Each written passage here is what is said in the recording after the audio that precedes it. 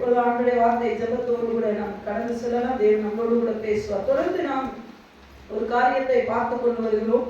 இஸ்ரவேலின் ராஜாவிய கர்த்தர் உன் நடுவிலே இருக்கிறார், இனி தீங்கை காணாதிருப்பாய் என்ற வாக்குத்தத்தத்தை அடிப்படையாக வைத்து நம் நடுவிலே இருக்கிற தேவன் எவ்வளவு பெரியவர், நாம் அவர் நடுவிலே இருக்க வேண்டும் என்று சொன்னால் நாம் என்ன செய்ய வேண்டும் என்று சொல்லி கடந்த நாட்கள் ஒவ்வொரு நாளும் நாம் அதை தியானித்துக் கொண்டு வருகிறோம். அல்லேலூயா. நம் நடுவில் தான் ஆண்டவர் இருக்கிறார். அல்லேலூயா.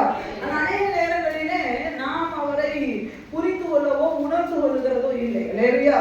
நம் நடுவில் இருக்கிற தேவனை நாம் அந்த தீமையை காணாதபடிக்கு நாம் இன்னும் ஆவிக்குரிய ஜீவிதத்தில் வளர வேண்டும், விடுதலையை பெற்றுக்கொள்ள வேண்டும். தீமையை காணக்கூடாது என்று சொன்னால் நாம் என்ன செய்ய வேண்டும் என்று சொல்லி ஒரு சில காரியங்களை வைத்து நாம் தியானித்துக் கொண்டு வருகிறோம். இந்த நாளிலும் கூட ஒரு மனிதனுடைய வாழ்க்கை வைத்து உங்களோடு கூட ஆவியானவர் பேசுவாராக. நம்ம எல்லாரும் அறிந்த ஒரு மனிதன் தான். வாசிக்கலாம். யோவான் எழுதின சுவிசேஷம் 5வது அதிகாரம் 1வது வசனத்திலிருந்து 7வது வசனத்து வரைக்கும் நான் வாசிக்கிறேன். இவைகளுக்கு பின்பு யூதருடைய பண்டிகை ஒன்று வந்தது. அப்பொழுது இயேசு எருசலேமுக்கு போனார். எபிரேய பாஷையிலே பெதஸ்தா என்னப்பட்ட ஒரு குளம் எருசலேமின் ஆட்டு வாசலிலே இருக்கிறது. அதற்கு 5 மண்டபங்கள் உண்டு. அவைகளிலே குருட, சப்பானிகள், சூமின உருப்புடையவர்கள் முதலான வியாதிக்காரர் அநேகர் படுத்திருந்து தண்ணீர் எப்பொழுது கலங்கும் என்று காத்துக் கொண்டிருப்பார்கள். ஏனெனில் சில சமயங்களிலே தேவதூதன் ஒருவன் அந்த குளத்தில் இறங்கி தண்ணீரை கலக்குவான். தண்ணீர் கலங்கின பின்பு யார் முந்தி அதில் இறங்குவானோ அவன் எப்பேற்பட்ட வியாதிஸ்தரா இருந்தாலும் சொஸ்தமாவான். 38 வருஷம் வியாதி கொண்டிருந்த ஒரு மனுஷன் அங்கே இருந்தான். படுத்திருந்த அவனை இயேசு கண்டு அவன் வெகு காலமாய் வியாதியஸ்தன் என்று அறிந்து அவனை நோக்கி சொஸ்தமாக வேண்டும் என்று விரும்புகிறாயா என்று கேட்டார். அதற்கு வியாதியஸ்தன், ஆண்டவரே, தண்ணீர் கலக்கப்படும் போது என்னை குளத்தில் கொண்டு போய் விடுகிறதற்கு ஒருவரும் இல்லை. நான் போகிறதற்குள்ளே வேறொருவன் எனக்கு முந்தி இறங்கி விடுகிறான் என்றான். இயேசு அவனை நோக்கி, எழுந்திரு, உன் படுக்கையை எடுத்துக்கொண்டு நட என்றார். அல்லேலூயா. அல்லேலூயா. நாம் இந்த மனிதனுடைய வாழ்க்கையை குறித்து நாம் பார்க்கும் பொழுது இந்த மனிதன் இந்த பெதஸ்தா குளத்திலே 38 வருடம் என்ன பண்ணிருந்தார்? படுத்திருந்தான். ஏன் படுத்திருந்தான் என்று சொன்னால் தனக்கு ஒரு சுகம் வேண்டும் என்பதற்காக. அல்லேலூயா. அல்லேலூயா. அவர் நடுவிலே ஆண்டவர் வந்தார், இயேசு கிறிஸ்து வந்தார், அவனை சுகமாக்கினார் என்பது நாம் எல்லாரும் அறிந்த ஒரு விஷயம். அல்லேலூயா. ஆனால் இந்த மனிதனுடைய வாழ்க்கையிலிருந்து நாம் கற்றுக்கொள்கிறது, நம் நடுவிலே தான் தேவன் இருக்கிறார், ஆனால் நாம் செய்ய வேண்டிய சில விஷயமும் இருக்கிறது. அல்லேலூயா. நிறைய நேரம் நம்ம நடுவுல தான் இருக்கிறார், ஆண்டவரே எல்லாத்தையும் செய்யட்டும் அப்படின்னு சொல்லி இருக்கிறது அல்ல. அல்லேலூயா. சில விஷயங்களை நாம் செய்ய. இந்த மனிதனுடைய வாழ்க்கையில பாத்தீங்கன்னா அவன் 38 வருடம் அந்த குளத்திலே கிடந்தான். அல்லேலூயா. எதுக்காக கிடந்தான்? நான் எப்படி ஆயினும் சுகமாகி. காரணம் என்ன? என் கண் முன்னாடி நிறைய பேர் சுகமாகி போயிருக்கிறார்கள். கட்டாயமாய் ஒரு நாள் எனக்கு என்ன உண்டு? சுகம் உண்டு. கட்டாயமாய் எனக்கு ஒரு நாள் என்ன உண்டு? விடுதலை உண்டு. எப்படி ஆயினும் நான் யோசிச்சு பாருங்க. நான் இதை உட்கார்ந்து தியானிக்கும் பொழுது யோசிச்சேன், ஒரு மனுஷனால 38 வருஷம் ஒரு நம்பிக்கையோட கிடக்க முடியுமா? அட்டே அப்பா, 38 × 365 போட்டு பாருங்க, எத்தனை நாள் அவன் கிடக்கணும்? என்ன ஒரு நம்பிக்கை! அவன் விட்டு கொடுக்கவே இல்லை. நான் நம்புறேன், நான் சுகமாய் வெளியே போவேன், அவ்வளவுதான். அல்லேலூயா. இன்னைக்கு ஆண்டவர் சொல்லுகிறார், நமக்கு தேவையானது முதல் என்ன என்று சொன்னால் நமக்கு நம்பிக்கை தேவை. அல்லேலூயா. விட்டு கொடுக்க கூடாது. நம்ம எவ்வளவு நாள் நம்ம இப்படி இருக்கிறோம், எத்தனை நாள் நம்ம ஒண்ணுமே இல்லாம இருக்கோம், அதை பத்தி எனக்கு ஒரு பெரிய மேட்டர் இல்லை. பட் ஆனா நான் நம்புறேன். அல்லேலூயா. சொல்லுகிறான், நான் முதல் ஆளா போய் குதிக்கணும்னு நான் நினைக்கிறேன், நான் முயற்சி எடுக்கிறேன். பட் ஆனா நான் குதிக்கிறதுக்குள்ள இன்னொருத்தன் இறங்கிறான். அல்லேலூயா. அவன் சொல்ற வாக்கும். அல்லேலூயா. 38 வருஷம் முயற்சியை கைவிடவே இல்லைங்க. அல்லேலூயா. யோசிச்சு பாருங்க, நம்ம முயற்சிலாம் எப்படி தெரியுமா? ஒரு நாள் மேல போகும், அடுத்த நாள் கீழே இறங்கிடும். ஏதாவது ஒண்ணு நடந்ததுன்னா ஹைட்ல போவோம், அப்படி இல்லைன்னா டப்புனு கீழே வந்துடும். அல்லேலூயா. நல்ல ஒரு பிரசங்க கேட்டா மேல எழுந்திரிப்போம், அப்படி இல்லைன்னா கீழே. இந்த மனிதனுக்கு ஊக்கம் கொடுக்க யாருமே அங்க இருந்ததா தெரியல. அல்லேலூயா. நான் இத உட்கார்ந்து யோசிச்சேன், என்னன்னா நிறைய நேரம் நம்முடைய முயற்சி எப்படி தெரியும், அவன் எப்படி படுத்திருப்பான்னு நினைக்கிறீங்க? ஒருவேளை யாரோ தனக்கு முன்னாடி ஒரு கூடை விழுந்து அவன் சுகமாயிட்டான்னு வச்சுக்கோங்களேன், அவன் என்ன நினைப்பான்? அவன் காதுல எப்பவுமே ஒரு சத்தம் கேட்கறது தெரியுமா? என்னமோ குளம் கலந்துற மாதிரியும் அந்த சத்தம். பார்த்துருக்கீங்களா? எப்படி நான் சொல்றேன்னா, எங்க அப்பாவுக்கு அந்த வியாதி இருந்தனால எப்பவுமே அந்த ஏதாவது விழுந்த சத்தம் கேட்டுச்சுன்னா எங்களுக்கு ஒரு மைண்டுக்கு என்ன வரணும், ஓ அப்பா உண்மையில விழுந்துருப்பாங்களோ, அது வேற எதுவும், நான் பூனை ஏதாவது தட்டி விட்டுரும். ஆனா எங்க மைண்ட் எல்லாம் எப்படி இருக்கும் தெரியுமா? அங்கேயே தான் இருக்கும். அது ஏதாவது இருக்கும், ஏதாவது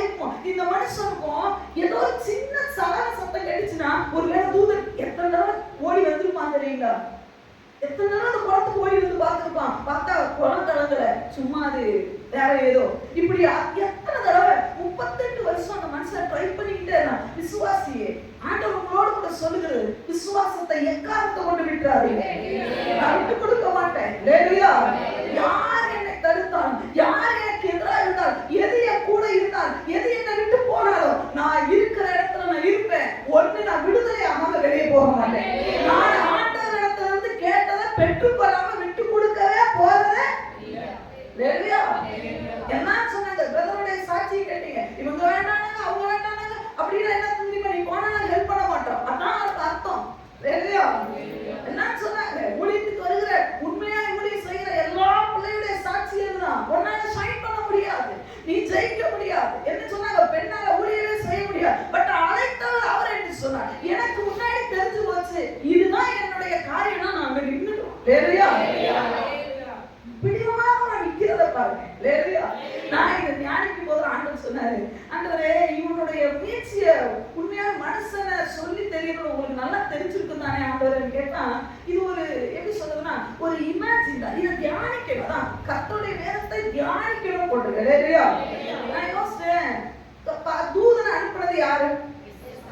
என்ன சொல்லுங்க? தூதனை பரலோகத்துல இருந்து போய் கலக்குப்பான்னு சொன்னது அவரா? தூதனா வர முடியுமா? தூதனா வர முடியாது. அப்ப யார்தான் வருவா? ஆண்டவர் அனுமதிச்சாலும் அந்த தூதன் வரும். சரி, இப்போ ஒரு தூதன் இறங்கி அந்த குளத்தை கலக்கிட்டோன்னே யார் முதல் குதிச்சானே தெரியுமா தெரியாதா? சொல்லு. குருடன் குதிச்சானா, இல்ல முடவன் குதிச்சானா, இல்ல ஏதோ ஒரு வியாதியில உள்ளவன் குதிச்சானா? தூதனுக்கு தெரியுமா தெரியாதா? தெரியும். சரி, இன்னொன்னு கேட்கிறேன், அந்த மண்டபத்துல எத்தனை வியாதிக்காரர் இருந்தாங்க தூதனுக்கு தெரியுமா? ஆண்டவருக்கு தெரியுமா? இப்ப ஆண்டவர் வந்து கலக்கிட்டு தூதன் கலக்கிட்டு போயிட்டான்னு வச்சுக்கோங்க. ஆண்டவர் கேட்கிறாரு, எப்பா போய் கலக்குறியா? ஆண்டவரே கலக்குனேன். ஆண்டவரே யார் முதல் விழுந்தா? இந்தா விழுந்தான். அந்த 38 வருஷம் கிடந்தானே அங்கதான் உட்கார்ந்துருக்கானா? ஆனா அங்கதான் உட்கார்ந்துருக்கான். ஆண்டவரே, ஆண்டவர் உங்களை விசாரிக்கிற தேவன். நீ அங்கதான் இருக்கிற. ஆண்டவருக்கு தெரியும். நம்ம நினைக்கிறோம் நம்ம பிரயாசம் தான் ஆண்டவருக்கு தெரியாது. வீட்டுல ஆண்டவருக்கு நல்லா தெரியும். ஹல்லேலூயா. நம்முடைய வாழ்க்கையில நம்ம எடுக்கிற ஒவ்வொரு சிங்கிள் முயற்சியும் ஆண்டவர் அறிந்திருக்கிறார். ஹல்லேலூயா. ஆவிக்குரிய ஜீவியத்துல நீங்க எடுக்கிற ஒவ்வொரு, அதனால சொல்லுவேன், எல்லா விஷயத்திலும் முன்னாடி ஓடிவாங்க. அந்த முயற்சிக்கு பலன் இப்ப கிடைக்கல, நம்ம பரவாயில்ல, என்னைக்கா ஒரு நாள் கிடைக்கும். அவ்வளவுதான். ஹல்லேலூயா. என்னுடைய விஷயம் அப்படிதான். ஆண்டவரே இன்னைக்கு நான் பலனை பார்க்கல, இன்னைக்கு எனக்கு எந்த ஒரு காரியம் பெரிய அளவுல நடக்கல, பட் ஆனா நடக்கும்ன்றத நான் விசுவாசிக்கிறேன். இன்னைக்கு நான் ஒண்ணுமில்லாம தான் இருக்கிறேன். இன்னைக்கு எனக்கு குறிச்ச பாருங்க, ஒரு விசுவாசியோட வச்சுட்டு அவ்வளவுதான் இருக்கிறது, ஓடுதா வருதா உட்கார். பட் ஆனா எனக்கு ஒரு பெரிய ஒரு நம்பிக்கை இருக்கு. பட் எனக்கு ஆண்டவர் வைத்திருக்கிறதை நிறைவேற்றுவார். விசாரிக்கிற தேவன். ஆமென். உங்களை விசாரிக்கிற தேவன், நல்ல தேவன் ஐயா. ஆண்டவர் கேட்டிருப்பாரு, அவன் உட்கார்ந்துருக்கானா? ஆமா, அங்கதான் அவன். நீங்க யோசிச்சு பாருங்க, ஒரு கூட சுகமாயி வெளியே போகும்போது இந்த மனுஷனுடைய வேதனை எவ்வளவு இருந்திருக்கும்? எவ்வளவு வேதனைப்பட்டிருக்கும். ஆண்டவரே, 1 வருஷம் பார்க்கிறேன், 2 வருஷம் பார்க்கிறேன், 3 வருஷம் பார்க்கிறேன், ஐயா 10 வருஷம் ஆச்சியா, சுகமே இல்லை. ஆனாலும் அவனுக்கு ஒரு பெரிய நம்பிக்கை, இன்னொரு தடவை தூதன் கலக்குவான். அப்ப நான் வருவேன். உங்க விசுவாசம் அந்த அளவுக்குள்ள இருக்கா? ஏதாவது நமக்கு பாசிட்டிவா நடந்த உடனே குதிச்சு அடிவாசியில பேசுறதல்ல விசுவாசம். என்ன வந்தாலும் அவரை நம்புகிறதுக்கு பேர் விசுவாசம். அது உயர்வு வரட்டும், வந்து தாழ்வு வரட்டும். ஹல்லேலூயா. அது என்ன நடந்தாலும் அவரை விட்டு நம்மளை பிரிக்கவே கூடாது. ஹல்லேலூயா. நம்ம எவ்வளவு சாட்சியை கேட்டாலும் நம்ம என்ன பண்றது தெரியுமா? விசுவாசி சொல்லுகிற பொய்களுக்கு நாம் சரி கொடுத்து விடுகிறோம். ஆண்டவர் நான் பார்க்கறது இல்லை, உன் ஜெபத்தை கேட்கறது இல்லை, உன் பக்கம் ஆண்டவர் நிக்கிறது இல்லை. யார் சொன்னா? நம்ம பக்கத்துல தாங்க தேவன் நிற்கிறார். ஒவ்வொரு தடவை தூதன் வந்து கலக்கும்போது தேவன் கேட்டிருப்பாரு, அவன் அங்கதான் இருக்காங்க, ஆண்டவர் அங்கதான் இருக்கான். 30வது வருஷத்துல அந்த காரணம் அவன் 38 வருஷமா இருந்தானே, அங்கதான் இருக்கானா? அந்த மகனோட பேர் போல அவன் அங்கதான் இருக்கான். அவன் ஓடி வந்தானே நீ கலக்கும் போது, ஓடி வந்தான். ஆனா அதுக்குள்ள இன்னொருத்தன் வந்துட்டான். எப்படி வெளியே போயிட்டானா? பெரஸ்தா குளத்துக்குள்ளதான். பெரஸ்தா குளத்துக்குள்ளதான் ஆண்டவரே கிடக்கிறான். அந்த மண்டபத்துலதான் படுத்து கிடக்கிறான். ஆண்டவரே வெளியே போகவே இல்லை. நீ என்ன ஆண்டவர் எனக்கு என்ன செஞ்சுட்டாருன்னு வெளியே போகாத. இந்த வேதம் சத்திய வேதம், இந்த வேதம் ஜீவனுள்ள வேதம், இந்த வேதம் அற்புதமானது. ஒரு விசுவாசத்தை இந்த மனுஷன் 32 வருஷம் வியாதியில மனுஷன் வந்து சாட்சி சொன்னா அவன் சொல்லுவான், ஒவ்வொரு தடவையும் ஒரு சுகம் நடக்கும் போதும் நான் வெளியே போகணும்னு நினைக்கல, என்னுடைய சுகத்துக்கு நான் கிட்ட வந்துட்டேன்னு நான் நினைச்சுக்கிறேன். ஒரு நாள் நடக்கல வெளியே போயிடக்கூடாது, ஒரு வருஷம் நடக்கல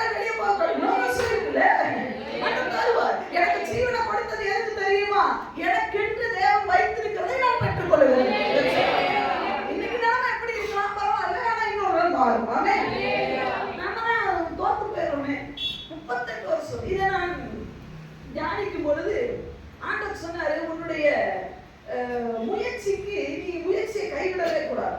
உடைய விசுவாசத்துல நீ முயற்சி எடுத்துக்கொண்டே இருக்க வேண்டும். இன்னொரு தடவை நம்ம பரவாயில்ல காரணம் என்ன தெரியுமா, உடைய எல்லா முயற்சியும் நான் பார்க்கிறேன்னு சொன்னார். அவர் எனக்கு செய்வார்.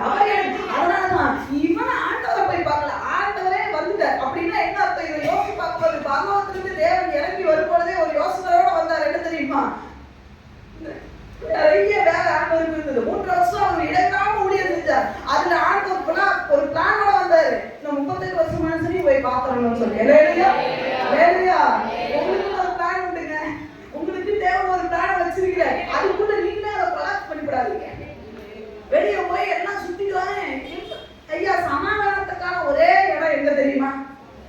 உங்க கிச்சன்ல கிடையாது. சொந்தக்கார வீடு கிடையாது. அப்பா பாரும் தான். அவர் பாரு நடக்கும். இன்னைக்கு குருட சொன்னாங்கன்னா பார்த்து சொல்லுங்க, போயிட்டு வா, ஒரு நாள் நான் பின்னாடி வருவேன். இன்னைக்கு நான் உட்கார்ந்துருக்கிறேன். என்ன எந்த அளவுக்கு பின்னாடி இருக்கிறாரா? ஏற்கனவே சொன்னீங்க, எந்த அளவுக்கு அப்பா பின்னாடி இருக்கிறாரா அர்த்தம் என்ன தெரியுமா? முன்ன போறேன். எது வரைக்கும் நான் காத்திருக்கேன், அது வரைக்கும் நான் பெஸ்டானதான் பெற்றுக்கொள்ள போறேன். 38 வருஷம் உட்கார்ந்தா பெஸ்டானதை பெற்றுக்கொண்டாங்க. ஆனா விசுவாசத்துல தலையை கொம்ப போட்டு அப்படி என்னோட பேயாங்க மாதிரியே சுத்துறது. கேட்டா ஏசு பேய் இருந்து விடுவிக்கிறார். உனக்கு 1000 பேய் இருக்கிற மாதிரியே நான் சுத்துறேன். உனக்கு சந்தோஷம் இருக்குன்னா நல்ல பட்டு சேலை கட்டு, நல்ல ராஜா வீட்டுக்குள்ள மாதிரி வாங்குங்க. ஆண்டு நல்லா ஷேப் பண்ணி ஒரு பிரச்சனை இல்லாத மாதிரி வெளியே வரணும். அதுலயே பாதி விசுவாசம் செத்துருவான். அவனா இல்லையா?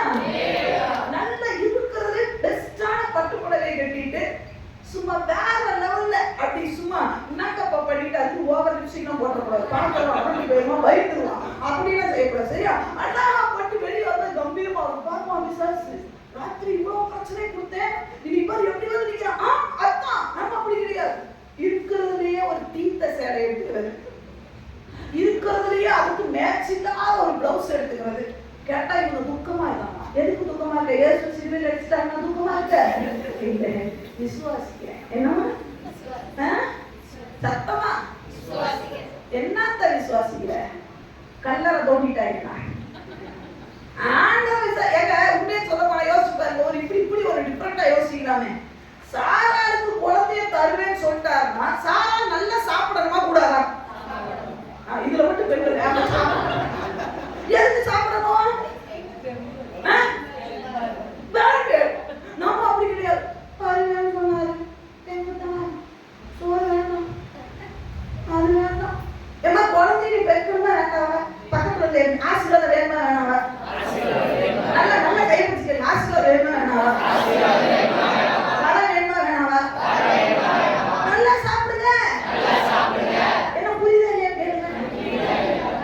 சாராளுக்கு அந்த வயசுல குழந்தைய தருவேன்னு சொன்னாருன்னா பெத்தெடுக்க பலம் வேணும்னா இருக்கிற ஃப்ரீ டைம்ல அப்ப கூட அள்ளிடணும், போட்டு தள்ளிடணும், தாக்கிடணும்.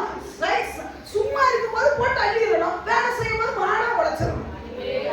நம்ம அப்படி கிடையாது. என்னப்பா ஆண்டவர் சும்மா இருக்கிறியா? பைபிள் எடுத்து நல்லா படிங்க. எதையாவது இந்த மாதிரி தம்பி 4 வசனத்தை மனப்பாடமா சொல்ல ஒரு வசனம் மனசுல இருக்க, ஒரு இடம் இருக்கிறது இல்லை. ஒரு வசனத்தை சொல்லி கேட்டா இது வந்துச்சு எங்க வந்துச்சு இங்க சொன்னேன். சும்மா தான் கிடக்குறேன். ஒரு 10 வசனத்தை எடுத்து மனப்பாடம் பண்ணி ஆண்டவருக்கு நான் உன்னை விட்டு விரோதம் இல்லை, எந்திரிச்சு வீட்டுல இப்படி அப்படியே போய் சொல்ல வீட்டுக்குள்ள இருக்க பேச விசாஸ் பேய் ஓட்டமா நல்லா சாப்பிட சும்மா. அதுக்கப்புறம் நீ மாசமா இருக்கும்போது நினைக்கலாம், மாமா எனக்கு கவலையே இல்லை மாமா. ஒரு ஆகணும் சாரா பயப்படுறே சாரா. இல்ல மாமா, ஏன் சாரா பயமே இல்லை, நல்லா விட்டு நவுத்திட்டேன் மாமா.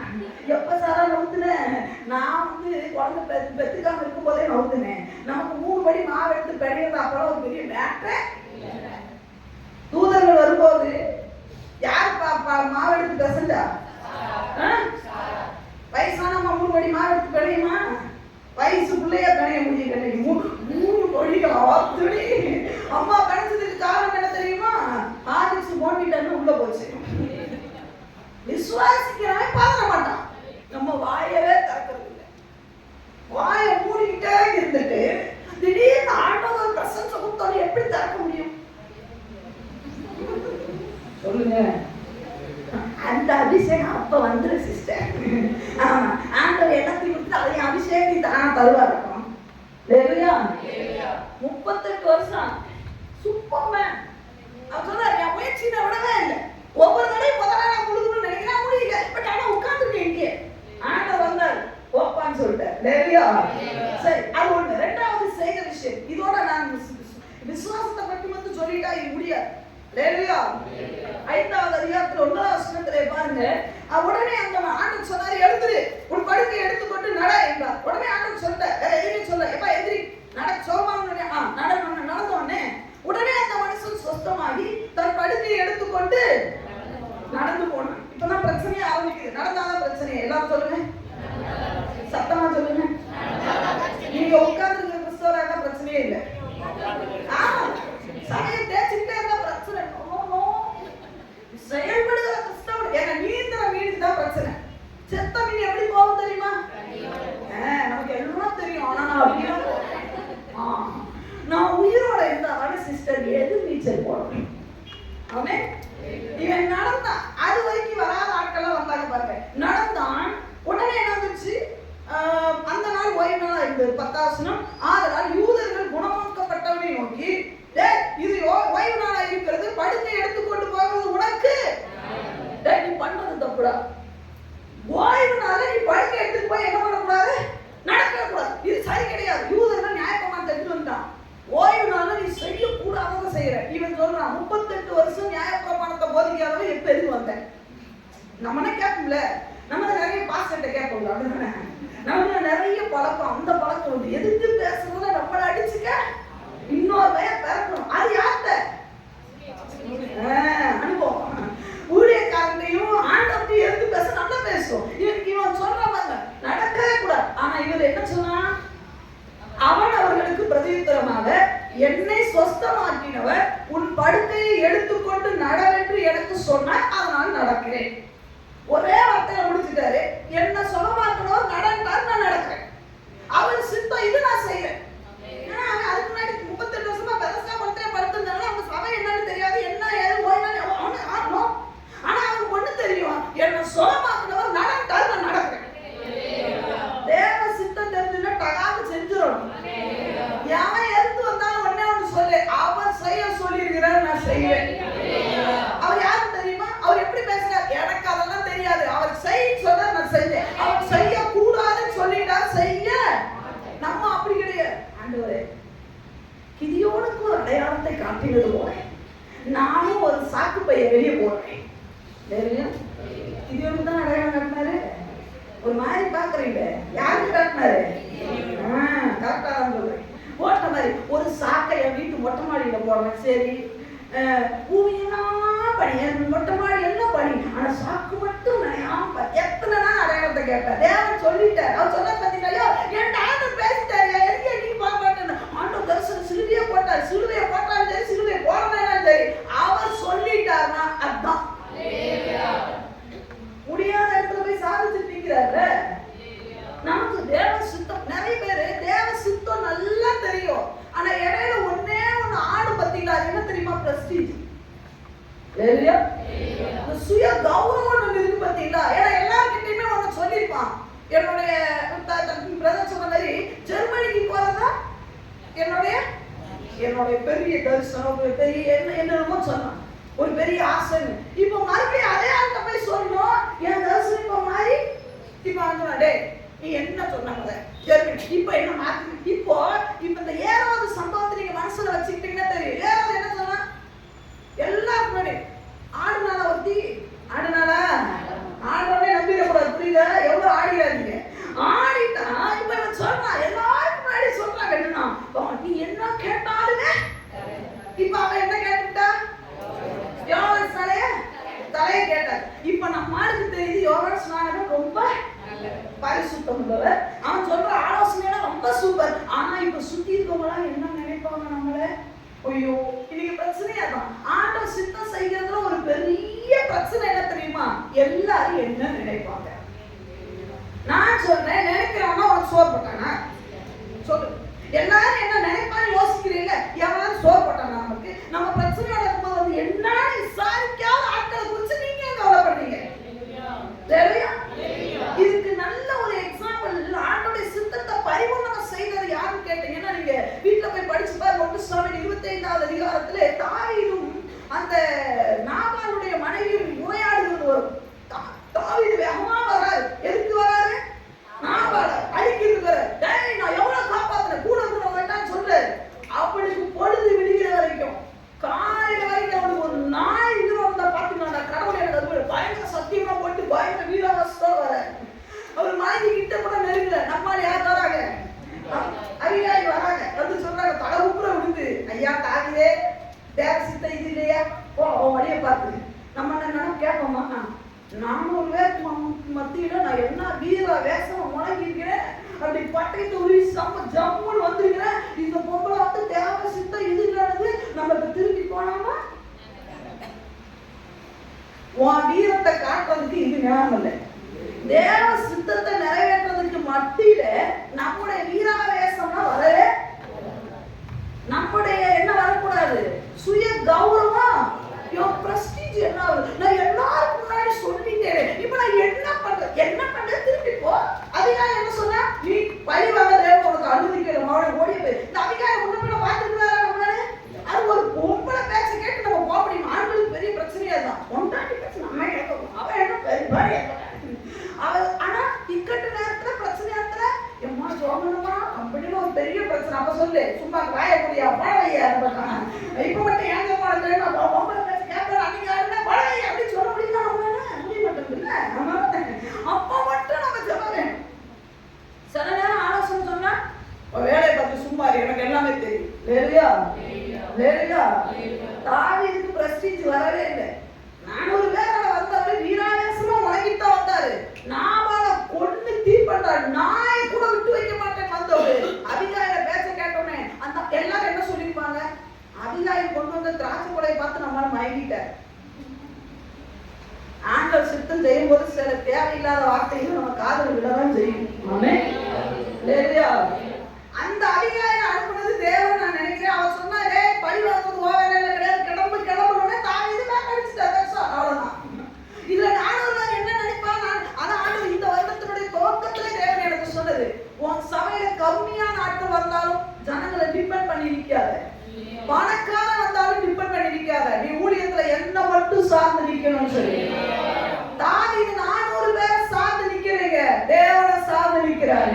அபிகாயிலை அனுப்புனது தேவன் என்று சொன்னால் ஒருவேளை உலகம் சொல்லிருக்கலாம் என்ன தெரியுமா? அவன் கொண்டு வந்த திராட்சை பழத்துக்கும் அவன் கொண்டு வந்த ரசத்துக்கும் மயங்கி தாவீது வந்துட்டார். அது அல்ல. அவன் சொன்ன ஒரு வார்த்தை என்ன தெரியுமா? உன் கையே பழி வாங்க கூடாது. ரெண்டாவது நான் ஒரு பைத்தியக்காரன். ஐயா நீ பைத்தியக்காரனோட யுத்தம் பண்ண உன்னை அழைப்பு இல்லை. நீ என்ன தெரியுமா? வானமண்டலத்தினுடைய பொல்லாத ஆவியின் சேனையோடு உனக்கு யுத்தம் பண்ணி பைத்தியக்காரனோட போராடுற நல்ல வார்த்தை இல்ல. யார் சொன்னாலும் எடுத்துட்டு போகணுமா வேண்டாம்? வேலையா நமக்கு அப்படி கிடையாது. பிரஸ்டீஜ் இவங்க சொல்லி நம்ம கேட்கறதா? நமக்கா ஆண்டவர் ஒரு விஷயம் கொடுத்துட மாட்டாரா? நமக்கா ஒன்று பேசிட மாட்டாரா? சில நேரம் சில ஆட்களை வச்சு பேசுவாங்க. தேவ சுத்தம் அதுதான் தெரிஞ்சதுக்கு காலை ஊட்டி இருக்கும். சுத்தம் செய்யறவங்க வேலையா இவன் ஆண்டோடைய சுத்தத்தை அப்படியே செய்யற. எல்லாரும் சொன்னாங்க ஆப்போசிட், அவனுக்கு நடக்கக்கூடாது. இது ஒய்ஃப் தானே, நீ நடக்கவே கூடாது. ஒன்னும் ஆர்கியூமெண்ட் பண்ணல. என்ன நடக்க சொன்னவர் நடக்க சொன்னா நான் நடக்கிறேன், என்ன போன்னு சொன்னவர் போக சொன்னா நான் போறேன். இல்லையா? இதுல என்ன ஊழியக்காரங்க இடையில வரணும்? எந்த விசுவாசியை பார்க்கணும்? ஒரு சொல்லுறோம் அந்த விசுவாசி என்ன அப்படி பேசினா உனக்கு என்ன? ஆண்டவருக்கும் உனக்கு உள்ள உறவா இல்ல விசுவாசிக்கு விசுவாசிக்குள்ள உறவா? ஆண்டவர் சொன்னா வந்துட்டு போயிட்டே இருக்கணும். இல்லையா? சில நேரம் சில ஆளு முட்டதான் செய்யும், ஆட்டு காட்டு முட்டதான் செய்யும். அப்படின்னா 13ஆம் வசனத்துல பார்த்தீங்கன்னு சொன்னா அவர் 14ஆம் வசனம், அதற்கு பின்பு இயேசு அவனை தேவாலயத்திலே, இவன் ஆண்டவரை தேடி எங்கேயுமே போகல. நம்மளை சுகமாக்கினவன் யாரும் தெரியலையே, அவரை தேடி போனாலும் போகல. நேரம் எங்க போயாச்சு? தேவாலயத்துக்கு போன உடனே அங்க போட்டு இயேசு அவனை மறுபடியும் கண்டு. தீங்க காணாம இருக்கணும்னா ஒண்ணு செய்யணும்.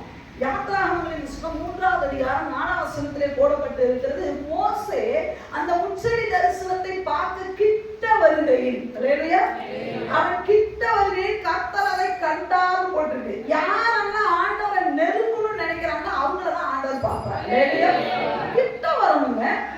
நீ சுகமாயிட்டு தேவ சித்தம் இன்னும் தேவ சித்தம் செய்யறதுக்கு அடையாளம் என்ன தெரியுமா? இன்னும் கிருபை மேல கிருபை.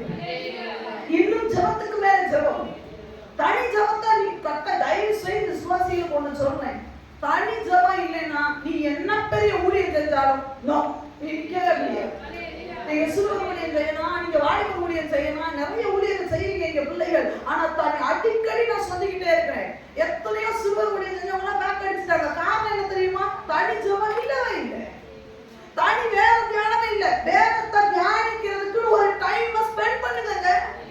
டைமை பிரிச்சு அந்த டைமை யாருக்குமே கொடுக்கல. எப்பேற்பட்ட பொம்மை ஆகட்டும், அந்த டைம் தேவனுக்கு மட்டும்தான். தனி ஜெபம் இல்லைன்னா நீங்க சீரழிஞ்சு போயிருந்தீங்க.